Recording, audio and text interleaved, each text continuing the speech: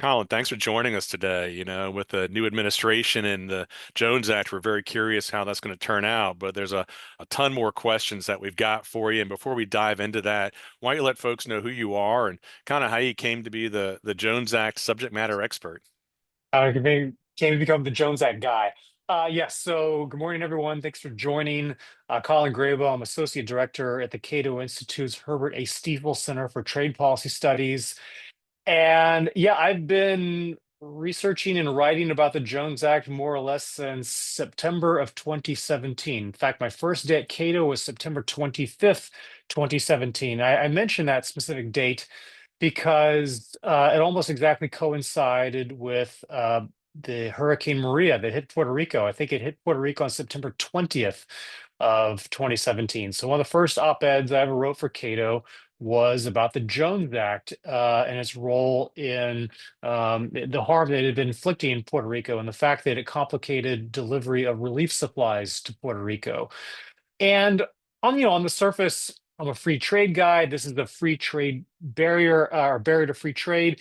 Of course, the Jones Act restricts domestic water transportation to vessels that are built in the United States, crewed by Americans, owned by Americans, and that fly the U.S. flag. And so I just kind of naturally have an aversion to these kinds of things. I think, Americans, we should be able to trade freely. If I want to use a foreign built ship, I should be able to do that. We're free people. But then you dig a little deeper and you go, oh my goodness, this is so much worse than what I thought. And it's so crazy. It makes so little sense. And the impact, goes well beyond Puerto Rico has to pay more for goods, or it makes it more difficult or expensive to deliver goods to, offshore islands, the non-contiguous states and territories. I mean, it just impacts, almost without exaggeration, just almost every facet of the US economy because it's fundamentally about transportation. Transportation is relevant to, so many elements of our economy. So yeah, I've just been going down this rabbit hole ever since. And just when you think you got to the bottom of it, and you go, no, there's still more craziness out there to discover. So here I am in 2025, still ranting and researching and writing about the Jones Act. Well, we were talking about how ships built in other countries are far cheaper and perhaps superior to the ones that we're constructing here domestically because of the Jones Act. But let's go back to the beginning. I mean, what is the Jones Act? Why was it created? And I'm sure it served some purpose at some point in time in history, correct? Yeah, so the Jones Act is formally it's Section 27 of the Merchant Marine Act of 1920, which again, as I said earlier, it basically says that if you want to transport goods by water within the United States, you have to use a vessel that meets four conditions. It has to be registered in the United States, just like you register your car in a state. It has to be registered in the United States as opposed to a foreign country. It has to be at least 75% owned by Americans. It has to be, almost entirely crewed by Americans, and it has to be constructed here in the United States. Now, some people may hear, 1920 and think, okay, so this law is 105 years old, and that, prior to this law, we had this, free market, laissez-faire, anything goes kind of environment. And no, that's not true at all. In fact, these kind of shipping restrictions, these cabotage laws go back to almost the founding of the country. I think 1789, well, the third act of Congress said that placed restrictions on the use of foreign shipping. It said you could use foreign ships, but basically, if you the U.S. ship, you paid, I think, 6 cents per ton was a duty that was charged. Was a foreign ship, it'd be 50 cents per ton. And furthermore, the American ship would have to pay that duty once a year, whereas the foreign ship would have to pay it every time it went to a U.S. port. So you could use a foreign ship, but kind of on a de facto basis, it was just very cost prohibitive. And also, back then, US shipping was very competitive. This isn't a big surprise. This is the day of wooden ships, sail-powered ships. And the US, the 13 original states, all along the waterfront. We live in the middle of a huge forest, basically along the East Coast. So wood was plentiful, unlike in Europe. They had chopped down a lot of their forests. So US built ships were very competitive. In fact, something like one third of all the ships in the British merchant fleet when we were a colony were built in the 13 colonies. So that speaks to US, shipbuilding prowess. So being forced to use a US ship was not a big deal. In fact, some people say that this policy was basically cost free because there was no penalty to using a U.S. ship. And furthermore, there was a national security logic to this that back then you could take these merchant ships in time of war. And if we went to war, say with the British, who had the Royal Navy, one biggest and most powerful navy in the world, we could make up for some of those deficiencies by putting cannon on some of these merchantmen. In fact, merchantmen back then, a lot of them would carry cannon with them because, of course, this is the day of pirates. You had to worry about things like that. And the difference between a merchant ship and, say, a frigate was not nearly as pronounced as it is today. There were some differences, but it's not, they're just not near the size and gulf is not what it is today between the two types. So that's how things started. Then in 1817, U.S. law changed and said, okay, no more paying duties. You can't use foreign ships. You have to use American ships in domestic commerce. In fact, back then, all American flagships, even in international commerce, had to be built in the United States. And then, things were pretty good. We had the era of the clipper ships and the Americans, fast, well-built ships. But then we have the change around the mid 1800s to from sail and wood and sail to steam, iron ships, and the U.S. fell behind, did not keep up. Britain, with the home and the Industrial Revolution, they were kind of pioneers of this. And US shipping fell behind in terms of competitiveness. So people started looking for ways around these laws. And they thought to themselves, okay, so I have to use an American ship going from one US port to another.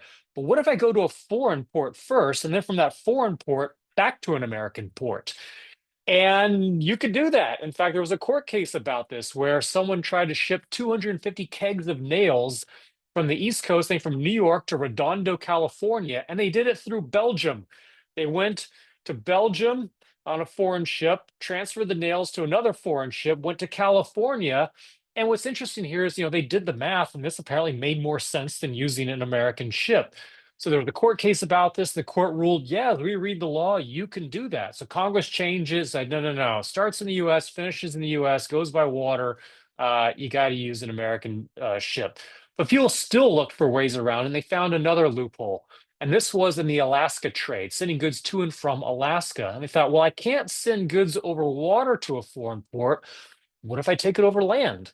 So people would take goods through, I think, Prince Rupert, Vancouver in British Columbia, and go to and from Alaska that way over land. Again, they did the math. This made more sense than going through Seattle, which would be the logical place in the US. Well, Seattle shipping companies, they hated this. They thought, no, this is unfair foreign competition. That commerce belongs to us. It should be routed on our ships through our city. And they had an ace up their sleeve in the form of Senator Wesley Jones of Washington State, who had a house in Seattle. So this kind of coincides with this anger, these grievances over unfair competition coincides with the end of World War One. World War One comes along, 1917. The U.S. needs to get troops and equipment, supplies over to France to fight the Germans, and we don't have enough ships. So we have to build new ships. In fact, the government orders hundreds of new ships. We have to build new shipyards to build these ships. Well, the war ends. The armistice is signed in November 1918.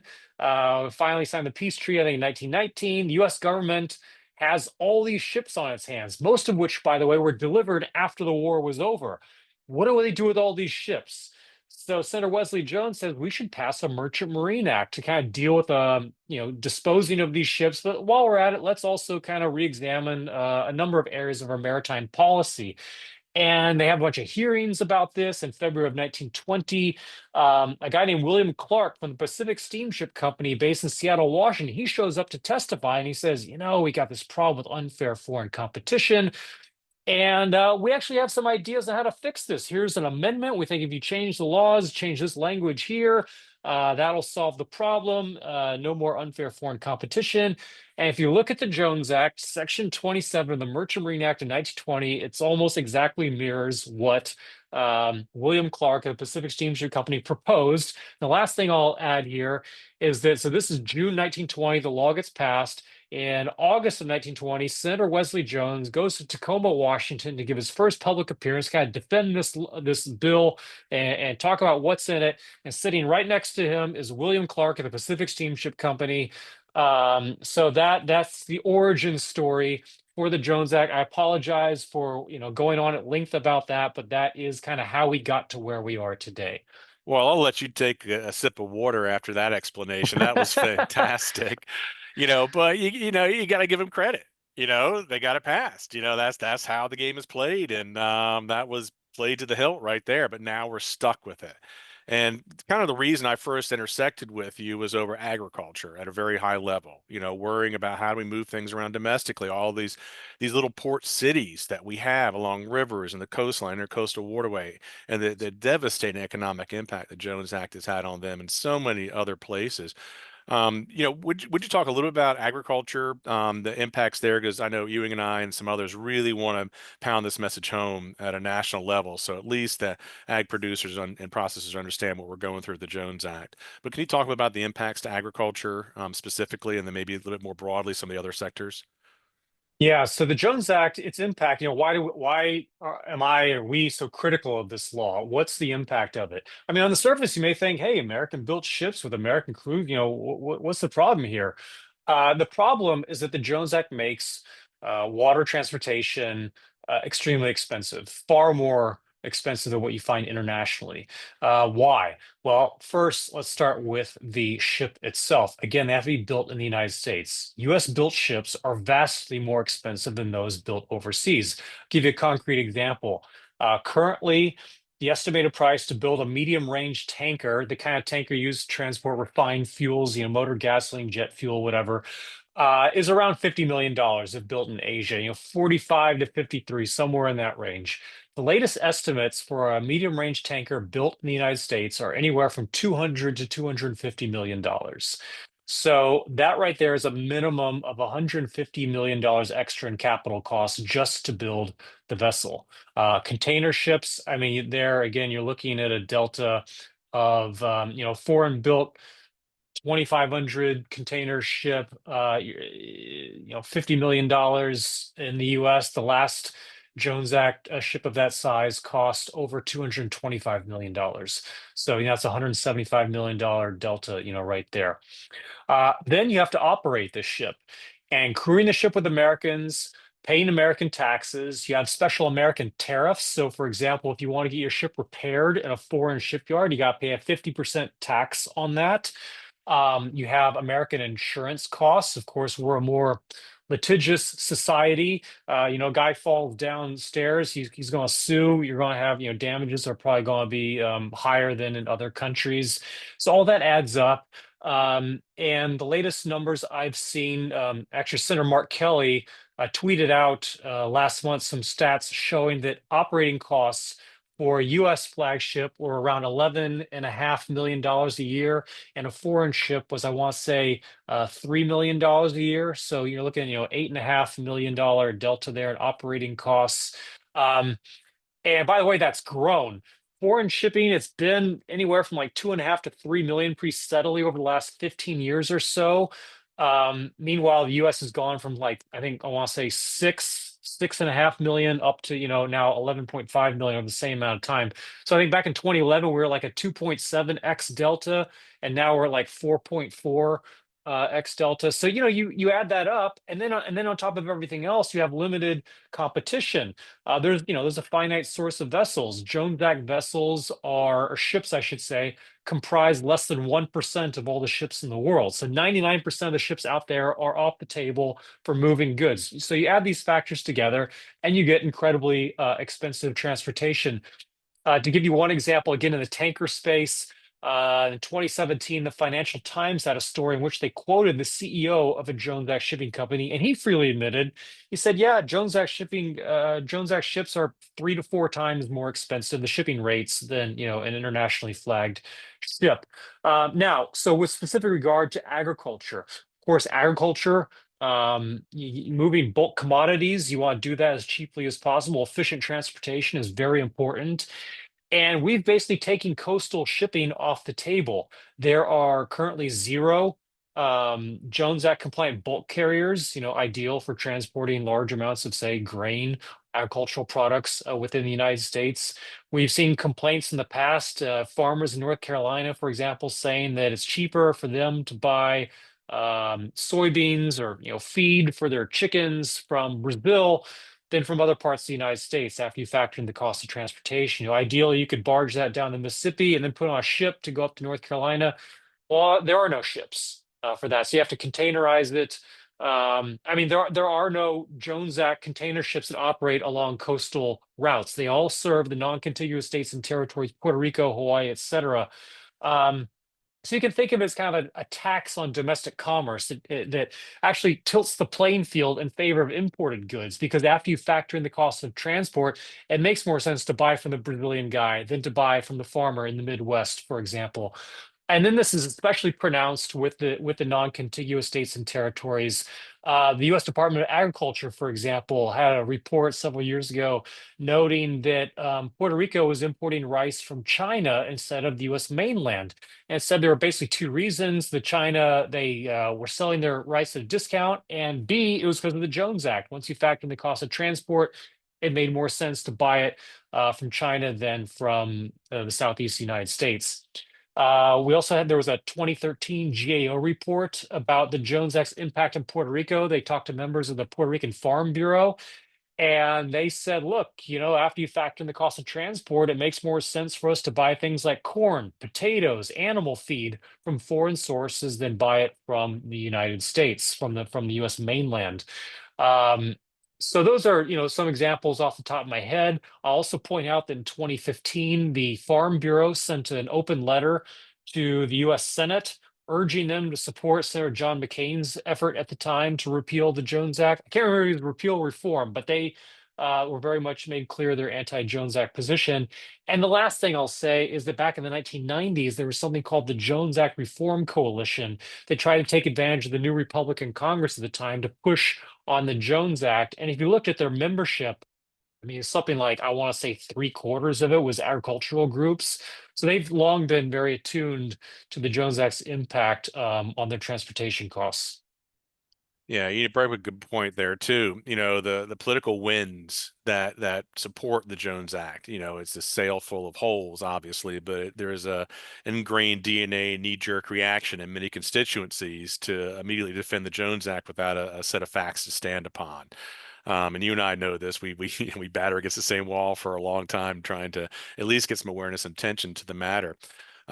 Under the Biden administration, obviously, the if you're progressive, you support the Jones Act because inherently it supposedly supports the unions, and obviously there's some flawed logic behind that there as well. Would you just drill into that a little bit and understand, maybe the union should take a second look at why they support the Jones Act and how it's impacting them? Yeah, so unions have traditionally been the three-legged stool of Jones Act support is shipyards. There's a law that says you got to buy the ships from them, so they support it for pretty obvious reasons. It's the vessel operators. Um, and these guys, you may think, well, they might have some problems with the U.S. build requirement because they have to pay an arm and a leg for these new ships. But their attitude is, hey, I paid an outrageous amount of money for these ships, and now what, you want to change the law and have some competitor come in and buy their ship at one-fifth the price and undercut me. And also it acts as a barrier to market entry. If you could just go out and buy a foreign ship or just charter an existing ship, kind of like startup airlines, you don't have to build your own airplanes. There are planes that you can charter. They're existing, and if things don't work out, you return the plane. You can't do that in Jones Act world. You got to, there are no spare ships sitting around. You got to build a new ship. It's extremely expensive if you want to challenge one of the existing players. So they enjoy that aspect of it. And then, of course, you have the folks that work on these ships. And when I say ships, the ocean-going ships, these are overwhelmingly, if not entirely, crewed by unionized crew members, and they're plugged into the broader union movement. So, the AFL-CIO is pro Jones Act, for example, because of this. Now, there's only a few thousand guys that work on Jones Act ships, but again, they are plugged into a broader union network, and the unions have made plain how they feel about this. But yeah, I would urge them to stop and just rethink this and reconsider, ask themselves, is this working out for us? Is this a good path that we're on? Because just from their perspective of self-interest, they presumably want a large fleet of ships employing lots of guys. or women. And the U.S. fleet has deteriorated under the Jones Act. So the number of Jones Act compliant ships back in 1980 was 257. Today we're down to 93, I believe. So it's been a pretty steady downward trajectory. Um, Forcing Americans to pay 4 or 5 times the world price for new ships is not a great way to promote a thriving merchant marine, to have lots of shipping. I mean, US shipping is so uncompetitive that it's basically used for two things. It's either goes out to Hawaii, Guam, Alaska, Puerto Rico, or it's used to transport fuel and oil to those parts of the United States that aren't connected by pipelines. So, Alaska oil down to the West Coast, or taking gasoline from the Gulf Coast to Florida where there aren't any pipelines. Also, some limited oil goes from the Gulf Coast to mid-Atlantic refineries because there is no crude oil pipeline. Basically, it's an option of last resort. We've taken what should be a very efficient method of moving goods over long distances, and we do live in a pretty big country. And yeah, we've made it like the option used when all other options have been exhausted. So yeah, I think that it would be in their own interest to really reassess and be like, is this working out for us? I meant to mention this before. In the news lately, we've seen a lot of Russian tankers disintegrate in the water in some seas. It's because they have an aged shadow fleet. They're using ships that are well beyond their expected lifetime. Of those 200 plus ships that were Jones Act compliant back in the day, I mean, how many of those are still decrepit and aged? I mean, we were laughing at the Soviets right now losing ships. I mean, there could be some risk for us with some of these older ships out there, right? Yes. So one effect is when you make ships extremely expensive, artificially expensive to buy, it means that people don't buy as many ships, for one. And number two, they hold on to their existing ships for a lot longer than would otherwise be the case. So, depending on vessel type, ships are traditionally used anywhere from 20 to 30 years. Tankers more towards the 20-year end of the scale, and container ships maybe more towards 25 to 30. Um, the last 17, I think, Jones Act ships scrapped, removed from the fleet had an average age of 43. This is significantly older. We haven't built a new tanker in this country since 2017. Um, the existing ships, the average age is somewhere around 20, which again is kind of when you start thinking about scrapping and replacing them. To give you an example of just how bad things are, there's a company called Pasha Hawaii, which runs a container shipping out to Hawaii, and they have a ship built in 1980. It turned 44 years old in December. So you might think, okay, it's getting on, 44 years old, time to, go order a new ship from an American shipyard, support our industrial base. No, they took that ship, they sent it to China, and they got it overhauled in a Chinese shipyard. They ripped out the engine, put in a new one.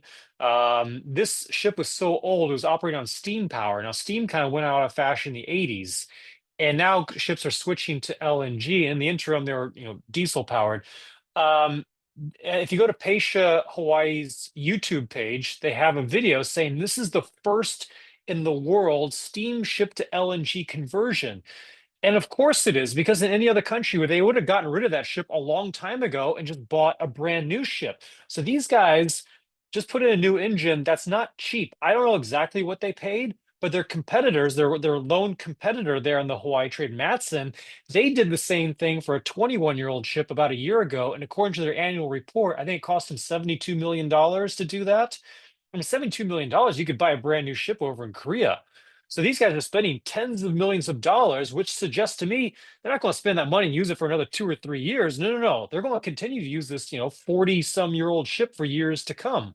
So that doesn't work from certainly from an economic perspective. I don't think that works from a national security perspective. Having a fleet of old ships that are reliant on Chinese shipyards to keep operating. So yeah, that's an underappreciated point that you raised there.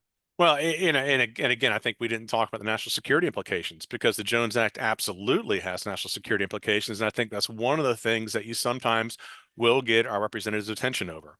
Once they start doing the math, then they start saying, "Oh boy, that's not good." Yeah, right now there's obviously a lot of focus on the U.S. rivalry with China.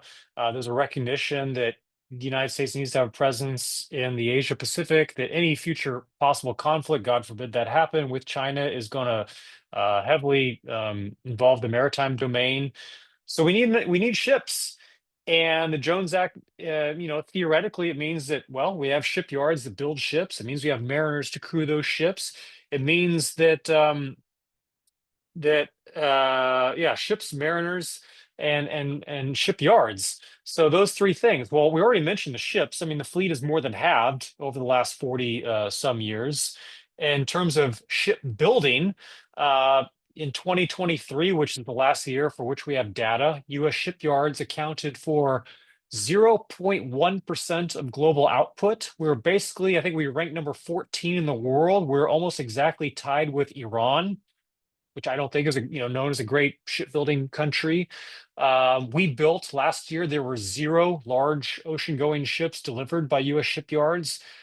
This year, U.S. shipyards, the entire delivery will consist of, I think, one hopper dredge and a wind turbine installation vessel. I mean, that's it. That's all U.S. shipyards combined. To put this in perspective, you can have a single shipyard in Korea that builds, 40, 50 ships a year. But it's not just that we're behind the Koreans or the Japanese or Chinese. I mean, we're behind Norway, the Netherlands. I think in 2022 we were behind Croatia, and these are much smaller countries. So it's really hard to make the case that this is really working out from a shipbuilding perspective. And then from the mariner perspective, in 2017, the government did a study and thought, okay, if a war breaks out, how many mariners are available to us? What do we need, and how many do we have? And they calculate a best case scenario if every guy with the right credentials volunteered. And remember, they are volunteers; they are not members of the U.S. military. Said, yes, I am willing to sail this ship. We're still looking at a deficit of something like 1,800 mariners. Well, since then, um, mariner crewing problems have only grown. The fleet has gotten smaller. This doesn't seem to be working. I'll also point out that this isn't new. Back in the Persian Gulf War, the U.S. had an acute need for sea lift, had to, get supplies and material over to Saudi Arabia as quickly as possible. Thank God for the Jones Act, right? Well, no, but even back then, we were so short of mariners that they had to use guys that were in college at some of the maritime academies, bringing them out to help cruise ships. They had to use retirees, guys in their 60s and 70s. At least a few were in their 80s. According to the U.S. Transportation Command, did a study of this. According to their official history of their performance in this, they used one mariner who was 92 years old. That's how desperate they were to crew their ships. And this is, 30 plus years ago. Things have not gotten better since then.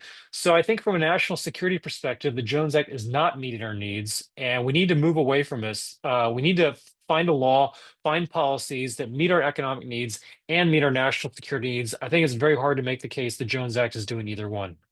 No, it's not. And earlier, and again, I'll let you pause and catch your breath because this is an amazing presentation. Earlier you mentioned airlines, and we talk about rail. I mean, they don't have the same restrictions on them. What was the crux, or the impetus, the inflection point that freed them from the shackles that the Jones Act puts on shipping? I just think my own theory with that, I haven't dug in extensively in the details of this, so I could be wrong. I'm open to correction. But, the airline industry didn't come along until much later. Shipping is an old industry, and at that point, maybe people didn't want to repeat the mistakes of the past, and they thought, this is not working out. And it is interesting. So the Jones Act is an anomaly internationally. I don't think there's a single other country out there, except maybe, I don't know, Cuba or North Korea, where they mandate that all vessels used in domestic trade have to be built in that same country. But forget internationally, just look domestically. I mean, the Jones Act is an anomaly, an outlier there. You can use an Airbus plane, Bombardier, um, Embraer, plane to fly wherever you want in the United States. There's no issue with that. And obviously trucking, rolling stock, whatever. But we've decided for some reason, if it floats, it has to be built here in the United States. And I just think that this is again a holdover from an era. I mean, the law is not 105 years old. These are policies that go back to the 1700s, not the 20th century. And it made a certain amount of sense then. And I just think that once these protections laws are put in place, you get constituencies built up that are very interested in maintaining them. There's status quo bias. People get afraid of change. And here we are in 2025. Yeah, status quo bias. I like that a lot. I might have to borrow that one.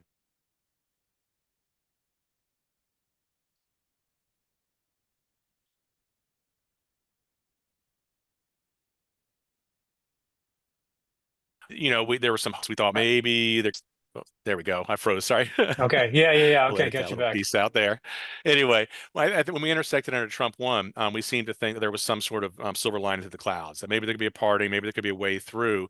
But that kind of got shut when the Biden administration came in. They're very pro union, and now we have Trump two. And again, just I'm not asking you to put anything on writing and sign your name to it, but I'm just curious what the tea leaves hold. I mean, we've got some supporters. Senator Lee and one of his folks is now at the USDA. So I mean, there's conversations that could be had. But what do you think? What's it going to look like? And then I'll open up to questions.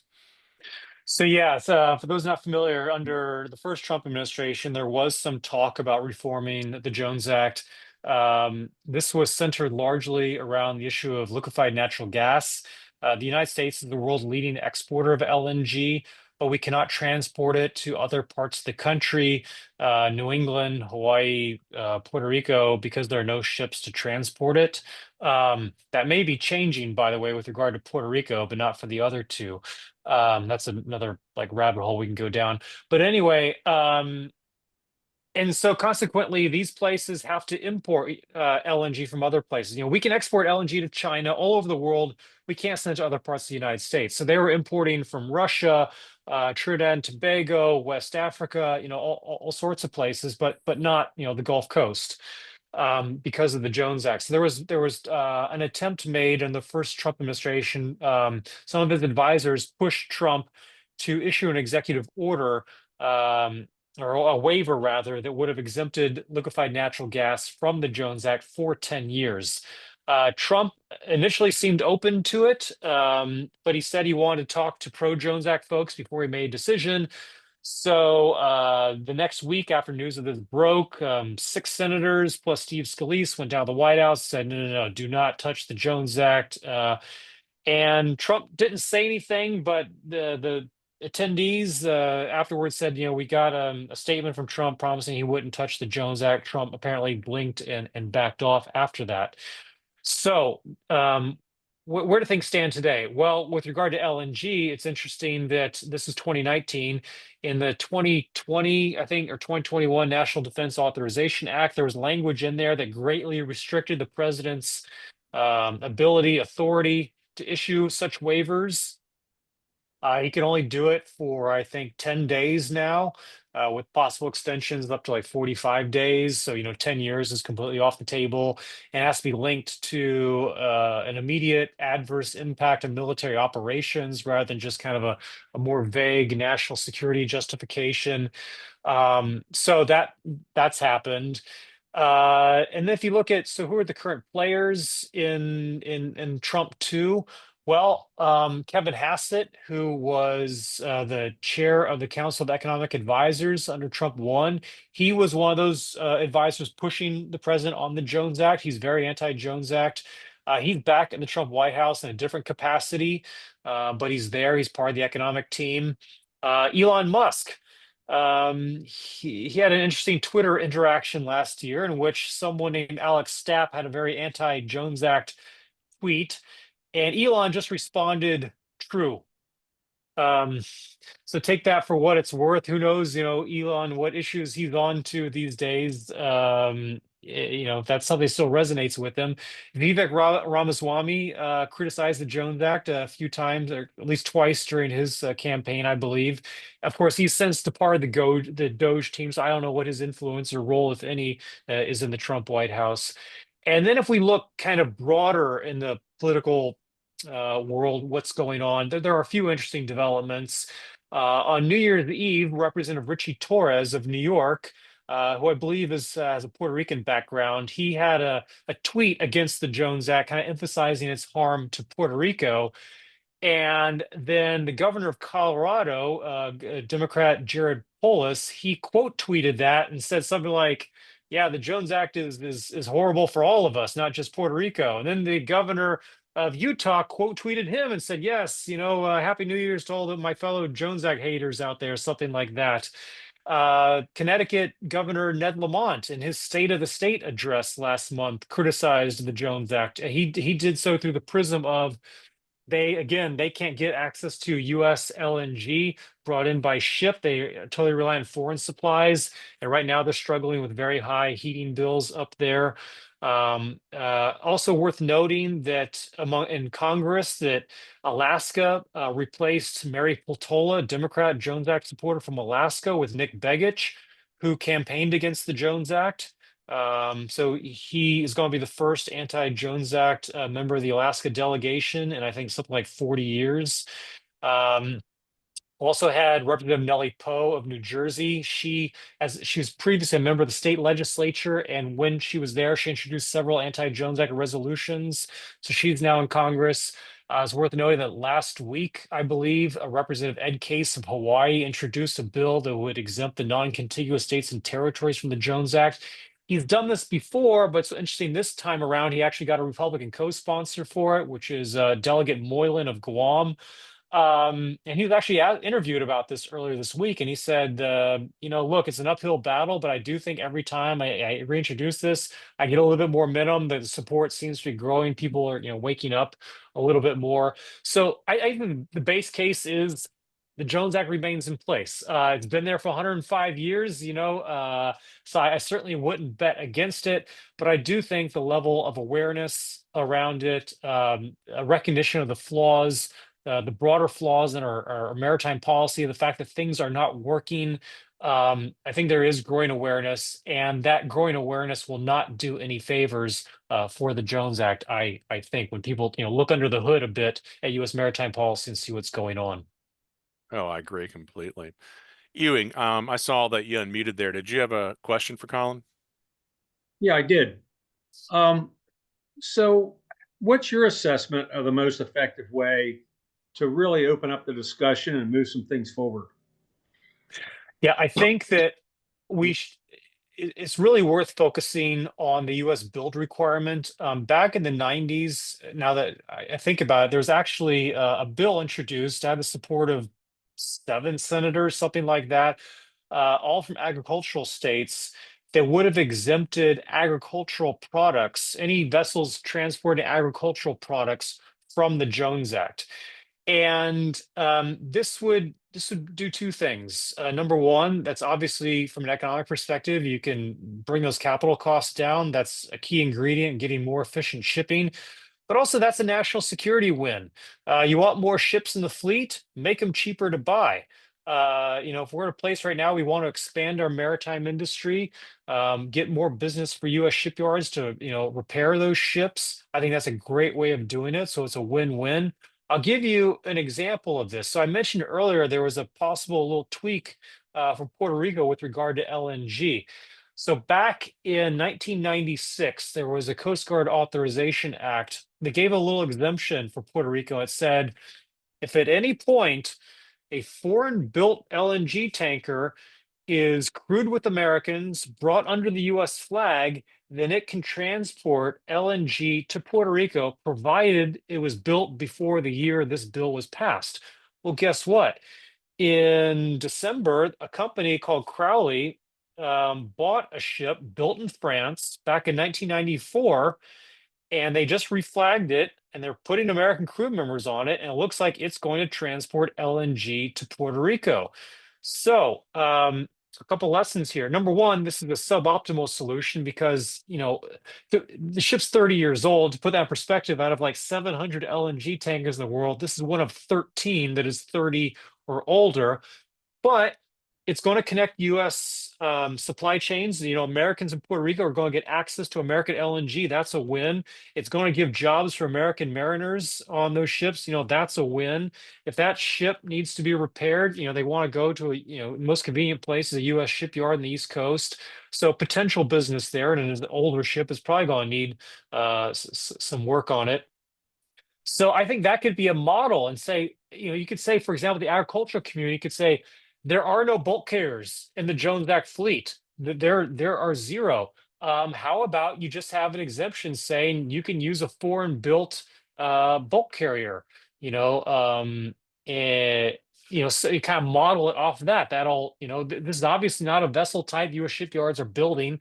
I don't think they've built one since like the 80s. Yeah, so it's not, this current prohibition is not doing anything for our shipyards, and this is a potential way to generate some jobs for our mariners and serve the country's farmers. And it would just bring it again, this would just bring the Jones Act in line with our other cabotage laws, with airlines, with trucking, everything else. This is just puts us in a similar footing as other laws out there. So I think really scrutinizing that build requirement is probably the most viable way forward. Colin, is there any kind of a size description in the Jones Act of any vessel sizes, or is it just everything? It's everything. There is a program that exempts little tiny vessels that carry like 5 people on them. They're used for like pleasure boat outings or fishing um, vessels. But all the barges, on the Mississippi, those all have to be U.S. built.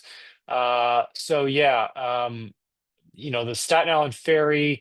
It has to be U.S. built. Pretty much everything is has to be built in the U.S. Yeah, just a little local note, real quick, before I forget it. We used to have a shipyard 5 miles from my house in Port Deposit. And as a teenager, I was in New York, went on one of the ferry boats, and it was built in Port Deposit. That Oh, interesting. shipyard shut down. The last thing that shipyard built were the structural devices for the new Inner Harbor in Baltimore. That's how long ago anything came out of there. It was called Wiley Shipping. Yeah, this is a familiar story. That U.S. shipyards, a lot of shut down. Now, remember, Baltimore used to have a big shipyard there. That shut down back in, I think, the 80s. It hasn't been great. You mentioned you were up in New York. I mean, I was up in New York for Thanksgiving, and I went out to the Statue of Liberty for the first time, and you have to take a boat out there. So I checked. That boat was built out in California, I believe, back in the 70s. It was built in 76, I believe. 76, 77, one of the two. So it's in its mid 40s. And this is, again, another kind of consistent Jones Act theme, and that we get, older vessels stay in service for a long time. And by the way, I looked at the history of the yard that built that vessel. It also closed since then. So I have two questions for you, Yes. Colin. The Jones Act covers any vessel that docks at a port, regardless of whether it is shipping, or does it only cover the transport of goods? Only the transport of goods. So we have, foreign ships come into U.S. ports all the time. In fact, we have foreign ships that will say go to the East Coast, and they'll hit New York, and then they'll go down to Norfolk, and then they'll go down to Wilmington or something like that, and they'll hit 3 or 4 ports at a time. So they can go to all these American ports. What they can't do is pick something up in a U.S. port and then drop it off in another port. They can't pick, a container up in New York and say, hey, I'm heading down to Wilmington, I'll drop it off for you. No, that would be a no-no. And this is interesting because there was a Congressional Research Service report that came out back 2011, something like that. And it noted that we basically have a conveyor belt of foreign ships going up and down our coast right now that Americans can't use. They're already going from port to port to port, and we can't use them. So it's an interesting point that you raise. This reminds me of all the arcane taxi laws that we had before Uber came along. Medallions. I'm out by Dulles Medallions in New York. I'm out by Dulles Airport, and there are all these restrictions. One company had a monopoly on getting one there, but if you called a taxi in advance, they could meet you somewhere, but you couldn't solicit. It wasn't serving the customer, it was serving the embedded industry. So here's my other question. What are the consequences for simply choosing to ignore the Jones Act? So Jones Act violations, the consequences are they will fine you up to the value of, I think, whatever goods you're transporting, or they can confiscate the vessel itself, I believe. So here's a fun or funny example. There's a little known exception to the Jones Act called the third proviso. And it basically says that if at some point during the voyage, the goods are transported over Canadian railway, then the Jones Act doesn't apply. There's an arcane history behind that, but I'll leave that aside for now. Well, there's a company that discovered that and they thought, huh, Canadian Railway, eh? So this is a company that was in the seafood industry and they were importing Alaskan frozen seafood. So what they did is they built like a hundred foot or 100 yard railway up in New Brunswick, Canada, and they would bring in frozen seafood from the Aleutian Islands, from Dutch Harbor, Alaska, down through the Panama Canal on a foreign ship up to New Brunswick, Canada. They load it onto this railway. They would go up on a truck on the railway, go dut dut up and down, check that box, Canadian Railway, offload it, put it on trucks, and then drive. The U.S. border was like 30 miles away or something like that. Drive it into the U.S.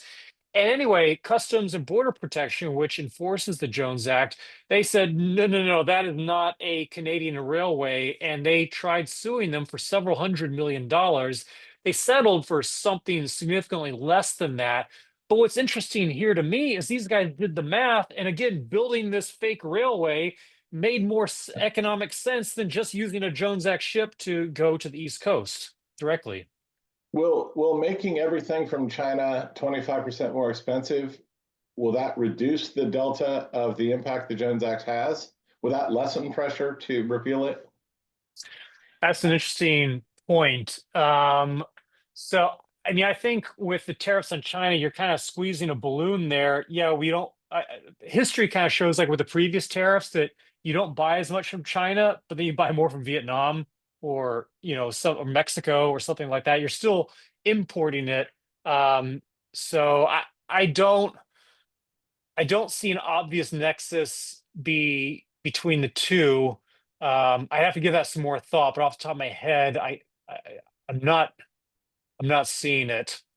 But I will say it's relevant in the sense that if the goal is we want more reshoring, we're trying to move manufacturing, we're trying to move more industry back to the United States. You want a better business environment. You need to look at the Jones Act. So one thing the Trump administration has been animated about is steel and aluminum. We want more steel mills. We want more aluminum production in the U.S. Well, there was a government report that showed that it looked at why the Western United States was buying more steel from Asia than from East Coast steel mills. And you look in the report and multiple times referenced the Jones Act and said, look, after you factor in the cost of transport, that makes it more attractive to buy imported steel than to buy from American sources. So, if there's kind of a broader reshoring initiative, and people want to make the U.S. a more attractive place for build those domestic supply chains, have Americans be more self-reliant. I actually have an op-ed coming out next week in which I point out that Hawaii buys oil. Its top oil supplier is Libya. They buy light sweet crude from Libya. Meanwhile, Texas is 4,000 miles closer. But after you factor in the cost of transportation, they don't buy a drop from Texas. They buy from Libya, from other places in Africa, Argentina. They don't buy American. So sorry, extended answer to a short question. That's all right. I'm going to reward you with another question. All right, great. Keep them coming. You mentioned Crowley. Crowley is kind of out in front making an electric tugboat, and tugboats are fairly significant part of the maritime economy, but tugboats don't transport anything. They simply help nudge you to the right place in the harbor and help you go up and down the river. Are tugboats also subject to the Jones Act? Technically, no, but there's a very, very similar law called the Towing Act, I think, of 1940 something, if I get it correct. So there's the Jones Act, which technically is just transportation of the legal language is merchandise between coastwise points. It doesn't say ports, it says points. So you have to define what's merchandise, what's a point, whatever. But there's also the Passenger Vessel Services Act, which is basically the Jones Act, but for cruise ships or ferries. So that that boat I took out to see the Statue of Liberty, that actually was not a Jones Act compliant ship. That was a PVSA compliant ship. Again, there's one for tugs and towing vessels. There's another one for dredging vessels. So sometimes people use the term Jones Act, just kind of a catch-all term for all those different laws, because the Towing Act is pretty obscure. So technically speaking, no, tugboats aren't, but basically they're subject to a law that's almost the mirror image of the Jones Act. Outstanding. Kyle, that was amazing, buddy. I really do appreciate you coming out here. And one of the things I do look forward to is when you post your new articles, because there's always something that gets your attention, and you write a piece about that. Do you have something in the works right now that we should keep our eyes open for? Yeah, so I anticipate that this weekend or next week I will have a piece published in the Honolulu Star Advertiser about the impact of the Jones Act just on Hawaii energy, because for a few reasons, as I mentioned, the oil thing. I mean, they have one refinery there in Hawaii, and they don't buy a single drop of oil from the U.S. mainland. They bring in, I think, like 6 shipments a year from Alaska. That's the only domestic supplies, and that's 6 out of 30 different shipments, something like that. So the vast majority is coming from Africa. It's coming from South America, not coming from the U.S. Even though Texas exports oil, to India, to South Korea, etc. It's like 75% of their gasoline shipments are coming in from South Korea, even though it's like 2,000 miles further away than Washington State, which has the country's 5th largest refinery capacity. There was a report that came out recently from the Hawaii state government saying, look, we want to get to a renewable fuel future, and we think LNG is the best fuel to be the bridge between our current like coal and oil power to get to that renewable future. But we can't get American LNG because of the Jones Act. So that piece is coming out. I also anticipate writing something about that Puerto Rico situation with the old 30 plus or 30-year-old tanker that's being used, and how, well, on the one hand, this solves a problem, but it's kind of imperfect. Well, it solves a But big there's problem. They don't have to burn coal anymore to power the steam turbines. So I think that's deserving of some more attention. I tend to be writing about that, but yeah, there's always something in the pipeline. Well, good. I appreciate you taking some time today to let us know about the Jones Act and why I'm so passionate about it. It's obviously that my passion is 1/100th of your passion about that. So I appreciate your insights today. Yeah. Well, Andrew, I appreciate you giving me the opportunity to come on here. It's always fun to chat with you about this. And Jonathan, Ewing, I appreciate you guys coming on and appreciate your questions. Thank you. Thank you.